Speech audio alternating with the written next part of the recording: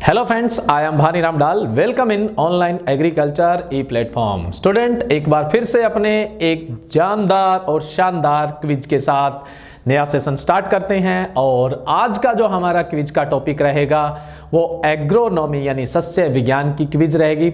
Already हम सस्य विज्ञान यानी एग्रोनॉमी के क्विज के 3 सेशन अपलोड कर चुके हैं और ये अपना चौथा सेशन है। तो नेक्स्ट जो क्वेश्चन है वो अपने इसमें डिस्कस करेंगे। मैंने आपको बताया था कि एग्रोनॉमी से रिलेटेड मैं आपको बहुत सारे क्वेश्चन करवाने वाला हूं और आप उन क्वेश्चन सीरीज में बने रहिए तो आपकी सफलता निश्चित होगी। क्योंकि अपने जब क्वेश्चन डिस्कस करते हैं तो क्वेश्चन के सभी ऑप्शंस पर डिस्कस करते हैं। समझो कि एक सेशन में अगर हम 20 क्वेश्चन करवा रहे हैं तो उसके साथ साथ हम 3 ऑप्शन और डिस्कस कर रहे हैं। इसका मतलब 60 क्वेश्चन एक साथ हो जाते हैं। तो आज की अपने इस क्विज के अंदर चलते हैं। सबसे पहले फर्स्ट नंबर क्वेश्चन पे देखिए। हालांकि ये क्वेश्चन किसी क्विज में मैंने पहले भी डाला था, लेकिन आज मैं इसको थोड़ा सा आपको और ज्यादा डिस्क्रिप्टिव बताने वाला हूं।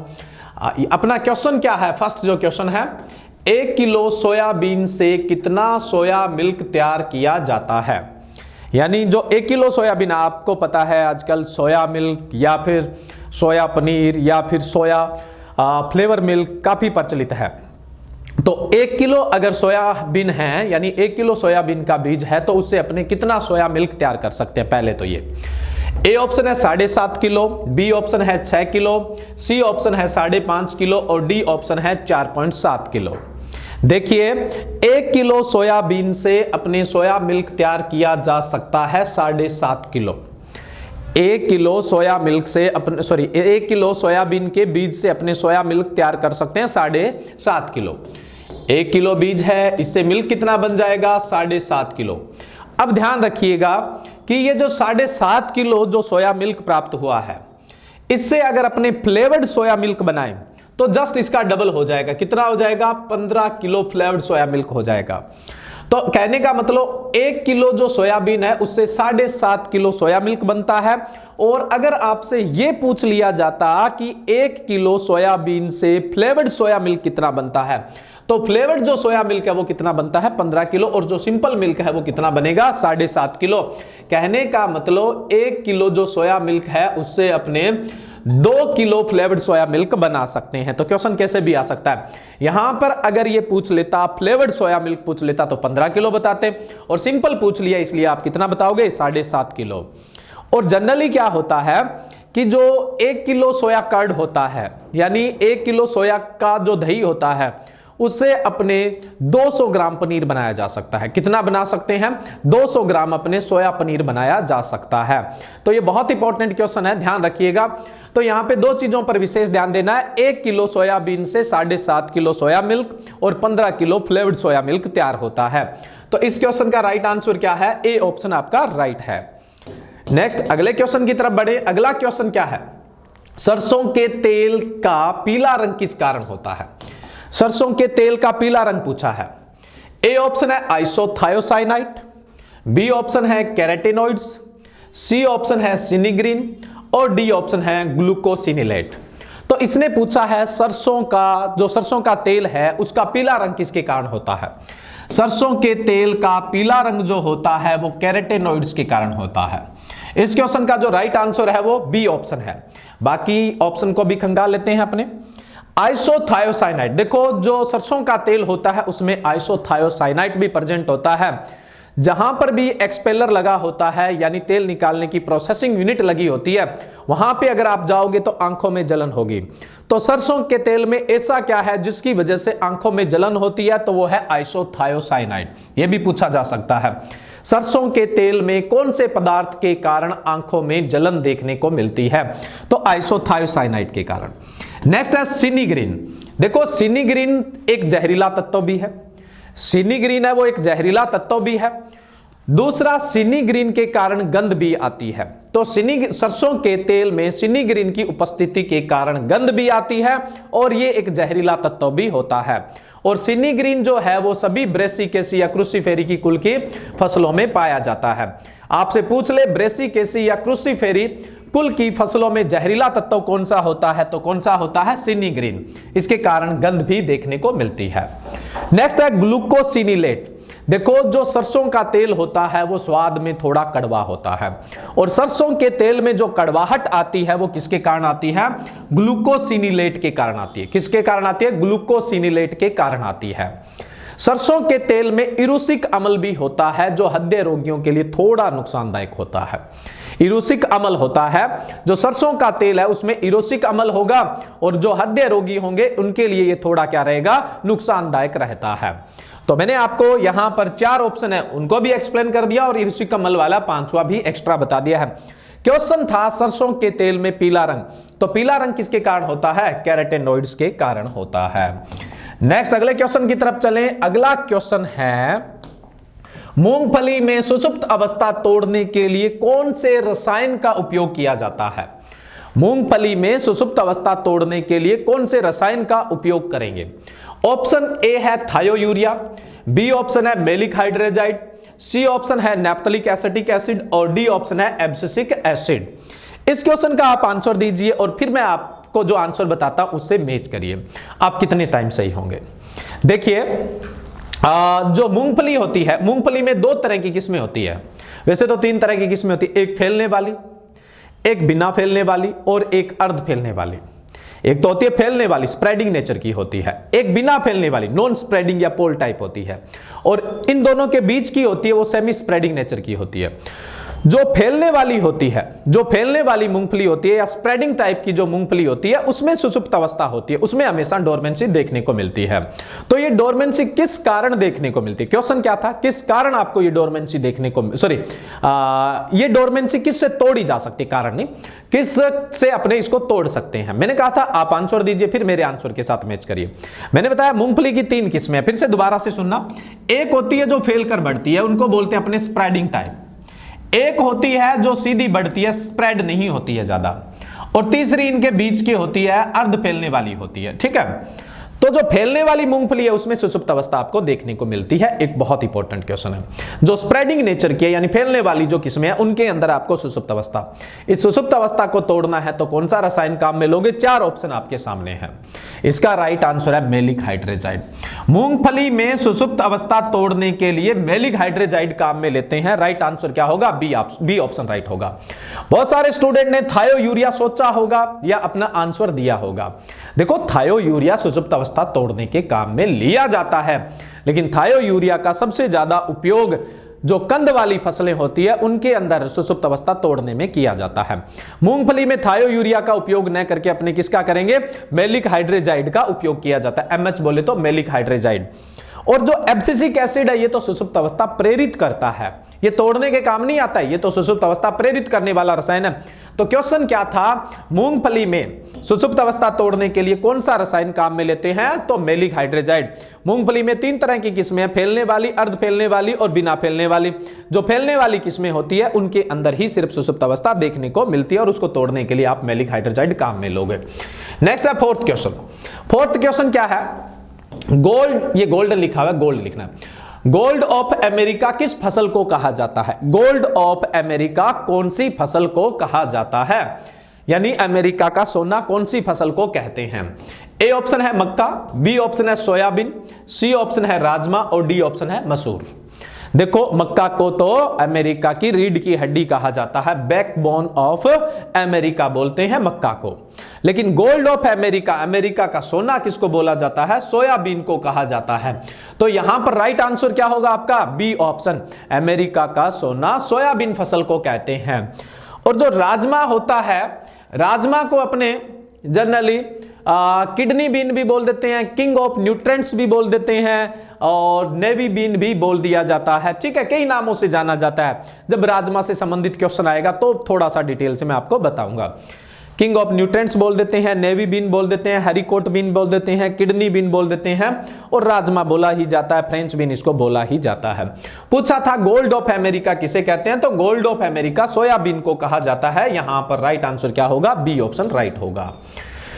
नेक्स्ट एक इंपॉर्टेंट क्वेश्चन है आपके सामने। सरसों की जैव प्रौद्योगिकी द्वारा विकसित किस्म है, सरसों की जो जैव प्रौद्योगिकी से विकसित किस्म है वो कौन सी है? ए ऑप्शन है वरुणा, बी ऑप्शन है वसुंधरा, सी ऑप्शन है पुस्सा जय किसान और डी ऑप्शन है RH30।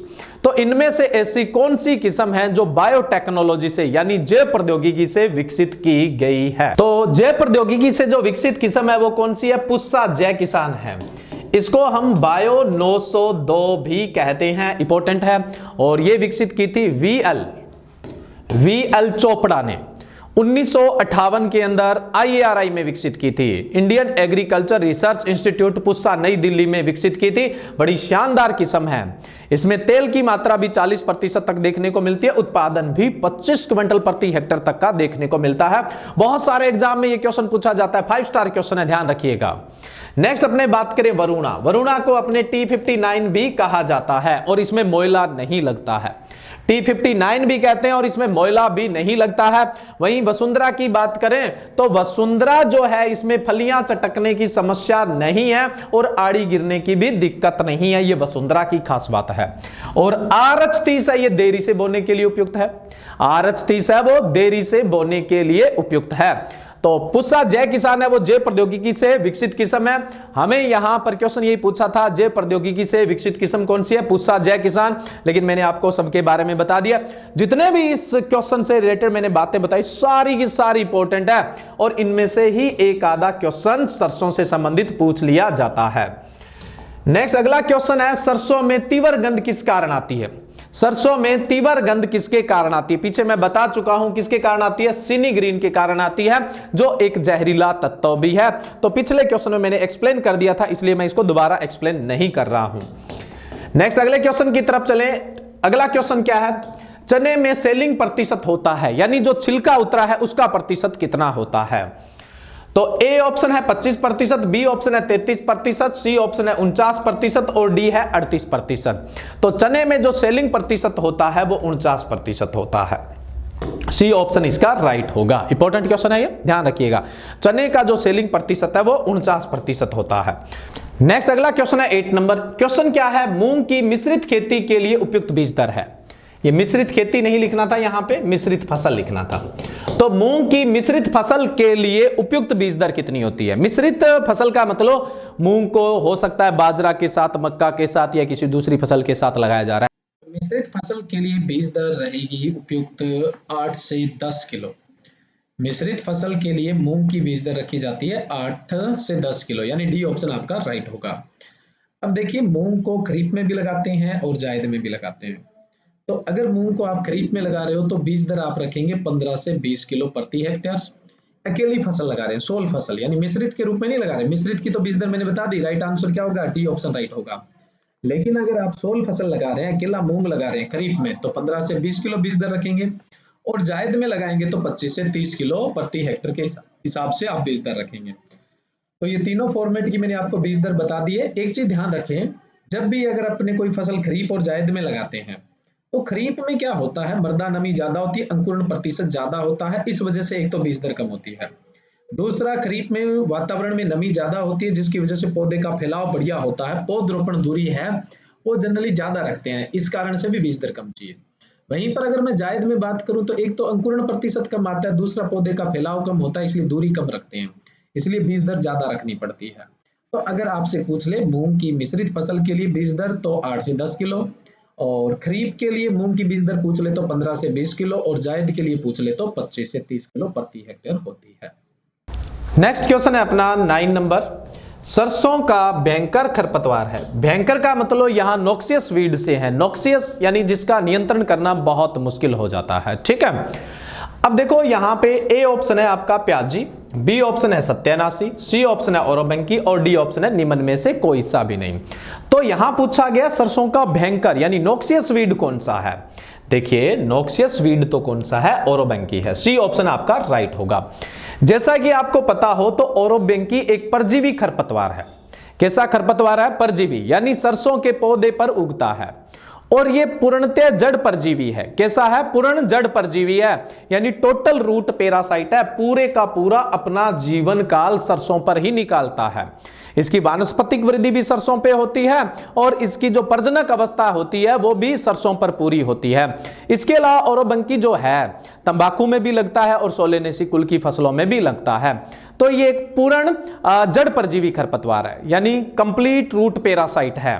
तो ये है सरसों का भयंकर खरपतवार या परजीवी खरपतवार या पूर्ण जड़ परजीवी खरपतवार, या अंग्रेजी में बोल देते हो टोटल रूट पैरासाइट वीड बोल देते हो। उसके अलावा अगर क्वेश्चन ये पूछ लिया जाता कि सरसों का मुख्य खरपतवार कौन सा है, तब आप कौन सा बताते? यहां पर प्याजी बताते, ठीक है। और अगर आपसे ये पूछ लिया जाता सरसों का विरोधात्मक खरपतवार, ऑब्जेक्शनेबल जो वीड है वो कौन सा है? विरोधात्मक का मतलब क्या होता है? मतलब जो खरपतवार के बीज है वो मुख्य फसल के बीजों से अलग करना मुश्किल होता है, उसको विरोधात्मक या ऑब्जेक्शनेबल बोलते हैं। तो ऑब्जेक्शनेबल कौन सा है? सत्यानाशी, यानी तीनों ही खरपतवार सरसों से संबंधित है, लेकिन भयंकर या नोक्सियस ओरोबैंकी है, परजीवी भी ओरोबैंकी है, टोटल रूट पैरासाइट या पूर्ण जड़ परजीवी भी ओरोबैंकी को। मुख्य खरपतवार जो सबसे ज्यादा नुकसान करता है वो प्याजी है, और जो विरोधात्मक या जो ऑब्जेक्शनेबल या जिसके बीजों को अलग नहीं किया जा सकता वो कौन सा है? सत्यानाशी। तो इस क्वेश्चन का राइट आंसर क्या होगा? आपका सी ऑप्शन राइट होगा। नेक्स्ट चलते हैं अगले क्वेश्चन की तरफ। विश्व की मुख्य तिलहनी फसल कौन सी है? विश्व में सबसे ज्यादा तिलहन में जो काम में ली जाने वाली फसल है वो कौन सी है?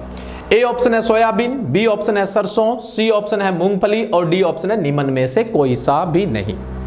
ए ऑप्शन है सोयाबीन, बी ऑप्शन है सरसों, सी ऑप्शन है मूंगफली और डी ऑप्शन है निम्न में से कोई सा भी नहीं। तो विश्व में मुख्य तिलहनी फसल कौन सी है? सोयाबीन है। विश्व की मुख्य तिलहनी फसल कौन सी है? सोयाबीन है। पूरे विश्व में सबसे ज्यादा जो खाने योग्य तेल काम में लिया जाता है वो सोयाबीन का। अगर भारत में पूछ ले तो भारत की मुख्य तिलहनी फसल कौन सी है? मूंगफली। और राजस्थान में पूछ ले तो राजस्थान की मुख्य तिलहनी फसल कौन सी है? सरसों है। नेक्स्ट क्वेश्चन की तरफ बढ़े। अगला क्वेश्चन क्या है? मूंगफली का उत्पत्ति स्थल कौन सा है? सिंपल क्वेश्चन है। मूंगफली का उत्पत्ति स्थल, चार ऑप्शन आपके सामने है, ब्राजील, एशिया माइनर, मैक्सिको और भारत। देखिए जी, मूंगफली का जो उद्गम स्थल है वो कौन सा है? ब्राजील। मूंगफली का जो उद्गम स्थल है वो कौन सा है? ब्राजील। नेक्स्ट चलते हैं अगले क्वेश्चन में। अगला क्वेश्चन है राजस्थान का राजकोट किसे कहते हैं? देखो, गुजरात में है राजकोट जो मूंगफली उत्पादन के लिए प्रसिद्ध है, लेकिन राजस्थान का राजकोट किसे कहते हैं? ए ऑप्शन है माणकसर, श्री गंगानगर, बी ऑप्शन है लूणकरसर, बीकानेर, सी ऑप्शन है नागौर और डी ऑप्शन है सीकर। देखिए, लूणकरसर, बीकानेर की जो मूंगफली है वो गुणवत्ता में बहुत अच्छी है, इसीलिए बीकानेर के लूणकरसर को राजस्थान का राजकोट कहते हैं। तो राइट आंसर क्या होगा इस क्वेश्चन का? बी ऑप्शन आपका राइट होगा यहां पर। नेक्स्ट चलते हैं अगले क्वेश्चन की तरफ। अगला क्वेश्चन अच्छा है, शानदार क्वेश्चन है। राजमा के लिए प्रति हेक्टर नाइट्रोजन की आवश्यकता होती है। राजमा में नाइट्रोजन कितना देना पड़ेगा? देखो, राजमा एक ऐसा लेग्यूम है जो नाइट्रोजन स्थिरीकरण नहीं करता। बाकी लेग्यूम है वो सारे के सारे नाइट्रोजन स्थिरीकरण करते हैं, उनको नाइट्रोजन कम देना पड़ता है, बट राजमा नाइट्रोजन स्थिरीकरण नहीं करता है, इसलिए उसको नाइट्रोजन अच्छा खासा देना पड़ेगा।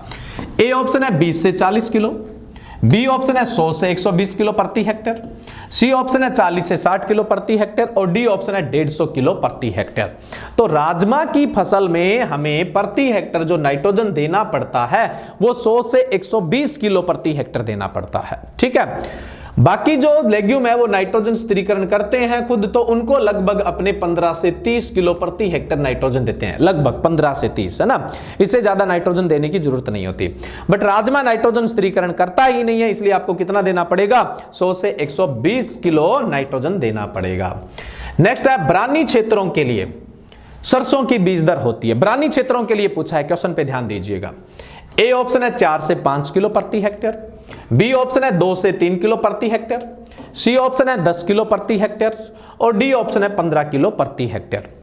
अगर एरिया सिंचित है तो बीज दर रखी जाती है 2 से 3 किलो प्रति हेक्टेयर। एक्यूरेट पूछे तो 2.5 किलो प्रति हेक्टेयर। एक्यूरेट पूछे तो कितनी बताओगे? 2.5 किलो। रेंज में पूछे तो कितनी बताओगे? 2 से 3 किलो। बट ब्रानी क्षेत्रों में नमी की कमी होती है, अंकुरण प्रतिशत कम आता है, तो बीज दर कितना रखोगे? 4 से 5 किलो प्रति हेक्टेयर। तो ब्रानी क्षेत्रों के लिए 4 से 5 किलो प्रति हेक्टेयर रखी जाती है, सिंचित के लिए 2 से 3 किलो। तो इस क्वेश्चन का राइट आंसर क्या होगा? आपका ए ऑप्शन राइट होगा।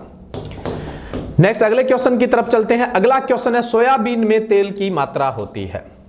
सोयाबीन में तेल की मात्रा होती है। सोयाबीन में तेल की मात्रा कितनी होती है? ए ऑप्शन है 20%, बी ऑप्शन है 30%, सी ऑप्शन है 40% और डी ऑप्शन है 45%। देखिए सोयाबीन में जो तेल होता है वो कितना होता है? 20% होता है, और जो प्रोटीन होता है वो 40 से 45 होता है। एक्यूरेट आपसे पूछ ले तो 42 होता है। तेल 20% होता है और प्रोटीन है वो 40 से 45% होता है। तो यहां पर सोयाबीन में तेल ही पूछा गया था, तो तेल की मात्रा कितनी होगी? 20% होगी। नेक्स्ट अगले क्वेश्चन की तरफ चलें। देसी और भूरा चना, जो देसी चना होता है साइसर एरिटिनम, उसकी बीज दर कितनी है? ए ऑप्शन है 70 से 80 किलो, बी ऑप्शन है 60 से 70 किलो, सी ऑप्शन है 50 से 60 किलो और डी ऑप्शन है 80 से 100 किलो प्रति हेक्टेयर। तो भूरा या देसी चना जो होता है उसकी बीज दर रखी जाती है 70 से 80 किलो प्रति hectare.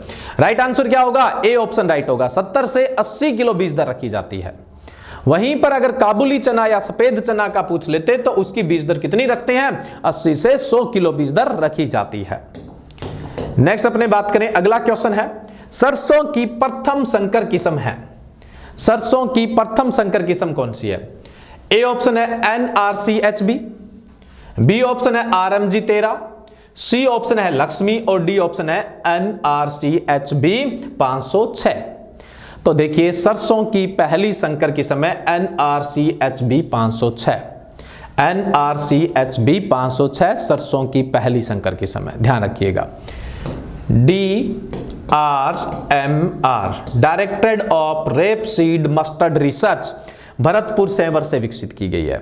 Directed of rapeseed mustard research Sewar Bharatpur Rajasthan से विकसित की गई है। यह सरसों की पहली हाइब्रिड वैरायटी है। फर्स्ट हाइब्रिड ऑफ मस्टर्ड सरसों का पहला संकर किस्म है। नेक्स्ट अगले क्वेश्चन की तरफ चलें। अगला क्वेश्चन है, सोयाबीन में प्रोटीन की मात्रा होती है। अभी पीछे मैंने तेल की मात्रा के साथ प्रोटीन की मात्रा भी आपको बता दी थी, कितनी होती है? 40 से 45% होती है। नेक्स्ट अगले क्वेश्चन में चलें। सरसों का सफेद रोली रोग, जिसको अपने व्हाइट रस्ट या फिर सरसों का फपोला रोग भी बोल देते हैं, वो किस कारण होता है? ए ऑप्शन है पर्नोस्पोरा ब्रेसिकेई, बी ऑप्शन है एल्बुगो कैंडिडा, सी ऑप्शन है प्लाज्मोडिफोरा ब्रेसिकेई, डी ऑप्शन है इनमें से कोई सा भी नहीं। देखो जो सफेद फपोला रोग या व्हाइट रस्ट बोल देते हैं इसको, और या फिर अपने क्या बोल देते हैं? सफेद रोली बोल देते हैं। ये होता है एल्बुगो कैंडिडा के कारण। किसके कारण होता है? एल्बुगो कैंडिडा। बी ऑप्शन राइट होगा।